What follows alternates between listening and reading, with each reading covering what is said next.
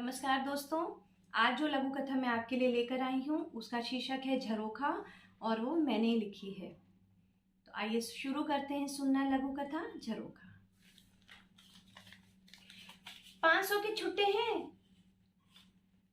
पड़ोसी मीता ने 500 का नोट हवा में लहराते हुए मुझसे पूछा। मैं जानती थी ये सिर्फ एक बहाना था मेरे घर आने का और इधर उधर की पंचायत करने का।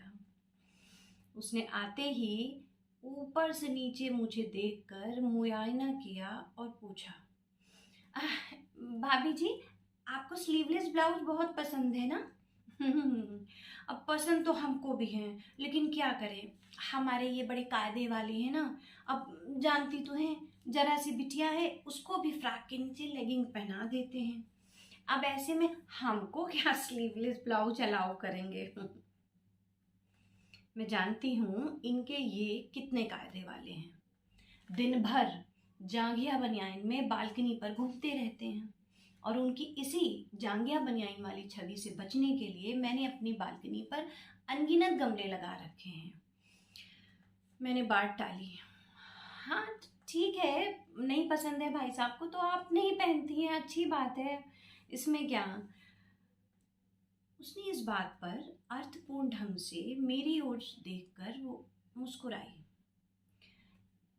ऐसा नहीं है भाभी जी, हर पत्नी नहीं मानती अपने पति की बात।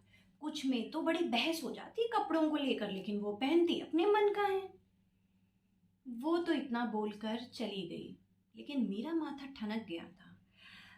कल ही मेरे हस्बैंड ने मुझे टोका था कि तुम स्लीवलेस ब्लाउज मत पहना करो, तुम्हारी बाहें और मोटी दिखती हैं। और आज ये मुझे ये सब सुनाकर चली गई। इसको किसने बताया ये सब?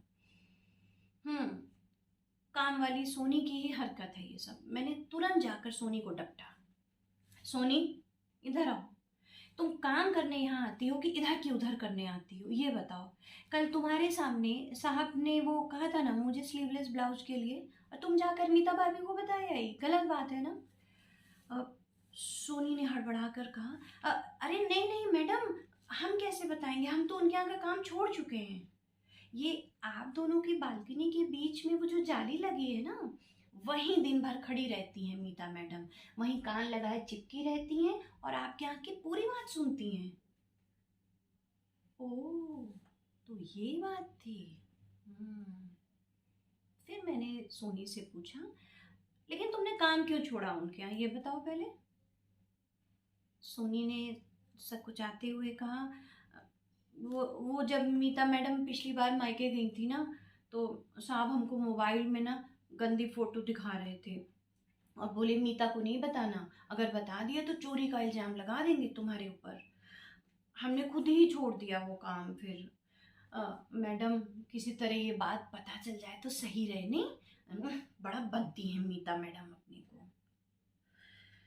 हाय, इच्छा तो मेरी भी यही हो रही थी कि बस किसी तरह मीता को ये बात पता चल जाए, लेकिन कैसे?